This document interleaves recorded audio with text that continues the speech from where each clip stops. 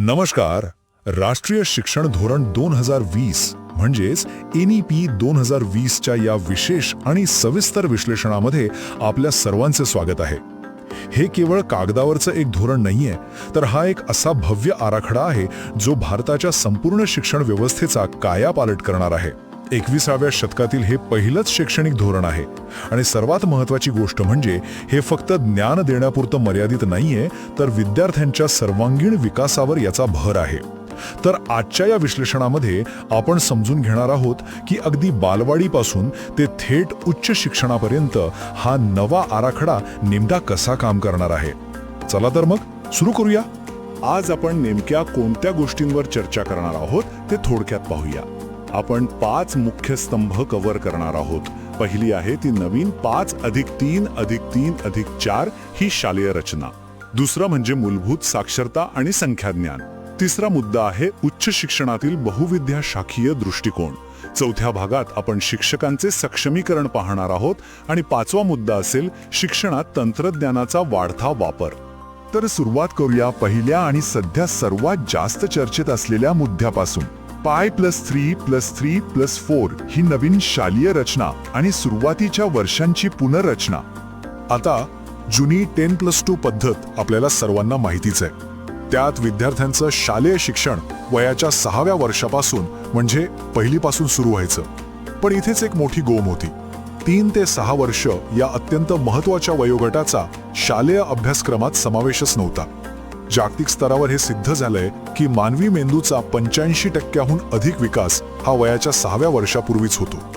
आणि म्हणूनच या नवीन 5+3+3+4 रचनेत या बाबीला सर्वोच्च प्राधान्य देऊन अंगणवाडी आणि पूर्व प्राथमिक शिक्षणाचा समावेश थेट मुख्य शालेय रचनेत करण्यात आला आहे. खऱ्या अर्थाने हा एक मोठा बदल आहे.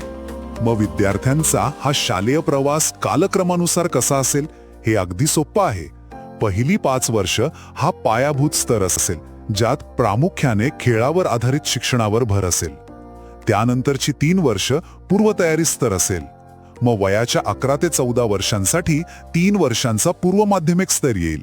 आणि इथे खूप भारी गोष्ट आहे, इयत्ता 6वी पासूनच व्यावसायिक शिक्षण आणि प्रत्यक्ष इंटर्नशिप सुरू होतील. शेवटी 14 ते 18 वयोगटासाठी 4 वर्षांचा माध्यमिक स्तर असेल. इथे विद्यार्थ्यांना त्यांचे आवडते विषय निवडण्याचं खूप मोठं स्वातंत्र्य मिळणार आहे. ही संपूर्ण रचना पाठांतरावर नाही, तर प्रत्यक्ष अनुभवावर आधारित आहे. आता वळूया पुढच्या टप्प्याकडे. मूलभूत साक्षरता आणि संख्याज्ञान म्हणजेच FLN. कारण पायाच भक्कम नसेल तर इमारत कशी उभी राहणार, बरोबर? नवीन शालेय रचना कितीही उत्तम असली तरी जर मुलांना धड वाचता आणि लिहिताच येत नसेल तर ती सर्व रचना निरुपयोगी ठरते. या धोरणात एक अतिशय स्पष्ट आणि विचार करायला लावणारी गोष्ट सांगितली आहे. जर हे सर्वात मूलभूत शिक्षण प्रथम प्राप्त झालं नाही तर उर्वरित धोरण मोठ्या प्रमाणावर अप्रासंगिक ठरेल. बघा, इयत्ता 3री हा तो टर्निंग पॉइंट असतो जिथे मुलं वाचायला शिकणे या टप्प्यातून बाहेर पडून शिकण्यासाठी वाचणे या टप्प्यात प्रवेश करतात. त्यामुळे 3री पर्यंत या मूलभूत गोष्टी येणं अत्यंत गरजेचं आहे. आणि म्हणूनच याच समस्येवर मात करण्यासाठी निपुण भारत हे राष्ट्रीय अभियान सुरू करण्यात आलं आहे.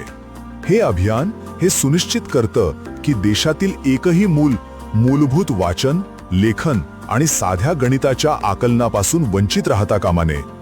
कोणीही मागे पडू नये, हाच या मागचा मुख्य उद्देश आहे.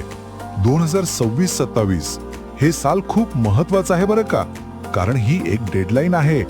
आपल्या संपूर्ण शिक्षण व्यवस्थेने 2026-27 पर्यंत सर्व प्राथमिक शाळांमध्ये सार्वत्रिक मूलभूत साक्षरता आणि संख्याज्ञान साध्य करण्याचं उद्दिष्ट ठेवलं आहे. आणि हे ध्येय गाठण्यासाठी मातृभाषेत किंवा प्रादेशिक भाषेत शिक्षण देण्यावर विशेष भर दिला जातोय, जेणेकरून मुलांना विषय लवकर समजेल. शालेय शिक्षणाकडून आता आपण उच्च शिक्षणाकडे येऊया. इथे खूप मोठा बदल घडतोय, तो म्हणजे पारंपरिक भिंती पाडण्याचा आणि बहुविद्याशाखीय दृष्टिकोन आणण्याचा. आजपर्यंत कसं होतं, आर्ट्स, सायन्स, कॉमर्स असे कडक कप्पे होते, पण आता विद्यापीठ या शब्दाचा अर्थच बदलणार आहे. या नव्या धोरणानुसार विद्यापीठ म्हणजे अशी एक मोठी संस्था जिथे कोणत्याही कडक भिंतींविना पदवी, पदव्युत्तर आणि संशोधनाचे धडे दिले जातील. म्हणजे जर एखाद्या विद्यार्थ्याला भौतिकशास्त्रासोबत संगीताचा अभ्यास करायचा असेल तर ते आता चक्क शक्य होणार आहे. प्राचीन भारतातील तक्षशिला आणि नालंदा यांसारख्या विद्यापीठांनी जगाला असंच बहुविद्याशाखीय शिक्षण दिलं होतं. तीच समृद्ध परंपरा आता आधुनिक स्वरूपात पुन्हा परत येतेय. आणि हे सगळं कधीपर्यंत साध्य करायचं आहे तर 2030 पर्यंत. या धोरणाचं एक अतिशय महत्वाकांक्षी उद्दिष्ट आहे की 2030 सालापर्यंत भारतातील प्रत्येक जिल्ह्यात किंवा त्या जिल्ह्याला लागून किमान एक तरी मोठी बहुविद्याशाखीय उच्च शिक्षण संस्था असलीच पाहिजे. तसंच उच्च शिक्षणातील गुंतागुंतीची नावे मोडून फक्त विद्यापीठ हे सोपं नाव वापरण्याकडे कल असेल. आता हे सगळं विद्यार्थ्यांसाठी झालं, पण हे प्रत्यक्षात आणणारे खरे शिल्पकार कोण आहेत? तर आपले शिक्षक. आता आपण पाहूया शिक्षकांचे सक्षमीकरण आणि NPST. शिक्षण मंत्रालयाने हे अगदी अचूक ओळखलंय की केवळ उत्तम धोरण असून चालणार नाही, तर ते राबवणारे शिक्षकही तितकेच सक्षम हवेत. शिक्षकच खऱ्या अर्थाने राष्ट्राचं भविष्य घडवतात. त्यामुळे त्यांना आधुनिक साधने आणि योग्य प्रशिक्षण देऊन सक्षम करणे अत्यंत आवश्यक आहे. म्हणूनच अध्यापन व्यवसायाचा दर्जा उंचावण्यासाठी आता ठोस पावले उचलली जात आहेत. त्यासाठीच NPST म्हणजेच शिक्षकांसाठी राष्ट्रीय व्यावसायिक मानके आणली जात आहेत. आता याचा अर्थ काय? तर शिक्षकांच्या कारकिर्दीच्या प्रत्येक टप्प्यावर त्यांच्याकडून काय अपेक्षित आहे याची मानके यातून ठरवली जातील.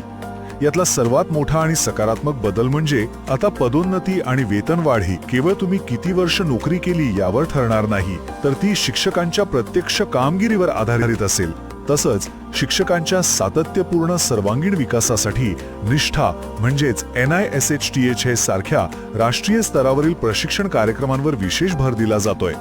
यातून एक अत्यंत प्रेरित आणि गुणवत्तापूर्ण शिक्षक वर्ग तयार होईल. आता आपण अशा एका घटकाकडे आलो आहोत जो आजच्या काळात अनिवार्य आहे. शिक्षणात तंत्रज्ञानाचा वापर आणि या संपूर्ण परिसंस्थेचं सक्षमीकरण. तंत्रज्ञानाचा योग्य आणि जास्तीत जास्त वापर कसा करता येईल यावर या धोरणात खूप भर दिला आहे. यासाठी नेफ्ट म्हणजेच राष्ट्रीय शैक्षणिक तंत्रज्ञान मंच स्थापन करण्याचा प्रस्ताव आहे. ही एक स्वतंत्र सल्लागार संस्था असेल. शाळा आणि उच्च शिक्षणामध्ये कोणतं तंत्रज्ञान वापरावं, मूल्यांकन कसं सुधारावं आणि बेस्ट प्रॅक्टिसेस एकमेकांसोबत कशा शेअर कराव्यात यासाठी हे मंच एक खुलं व्यासपीठ म्हणून काम करेल. पण इथे एक गोष्ट आवर्जून लक्षात घेण्यासारखी आहे. तंत्रज्ञान कधीही शिक्षकांची जागा घेऊ शकत नाही आणि तसा या धोरणाचा उद्देशही नाही. त्याऐवजी स्मार्ट क्लासरूम्स आणि डिजिटल लायब्ररीजच्या माध्यमातून तंत्रज्ञान शिक्षकांना अधिक ताकदवान बनवणार आहे. शिक्षकांना स्वतः उत्तम दर्जाचे ऑनलाईन शैक्षणिक साहित्य कसं तयार करावं याचं विशेष प्रशिक्षण दिलं जाईल, जेणेकरून ते या डिजिटल युगात आघाडीवर राहतील. तर आपण पाहिलं की पूर्व प्राथमिक शिक्षणापासून ते उच्च शिक्षणापर्यंत आणि शिक्षकांच्या सक्षमीकरणापासून ते तंत्रज्ञानापर्यंत प्रत्येक पैलूचा या धोरणात किती बारकाईने विचार करण्यात आला आहे. पण हे सगळं पाहिल्यानंतर सरतेशेवटी एक अतिशय महत्वाचा प्रश्न उभा राहतो. हा भव्य आराखडा आता कागदावरून वास्तवात येत असताना हे महत्वपूर्ण बदल आपल्या स्थानिक शाळांमध्ये आणि समुदायांमध्ये यशस्वीरित्या रुजावेत यासाठी एक समाज म्हणून आपण सर्वजण काय योगदान देऊ शकतो? धोरण तर तयार झालंय, पण ते यशस्वी करणं ही आपल्या सर्वांचीच सामूहिक जबाबदारी आहे. याच विचारासह आजचं हे विश्लेषण आपण इथेच थांबूया. शिक्षणाच्या या नव्या युगात पाऊल टाकताना ही माहिती आपल्याला नक्कीच उपयुक्त ठरेल. धन्यवाद.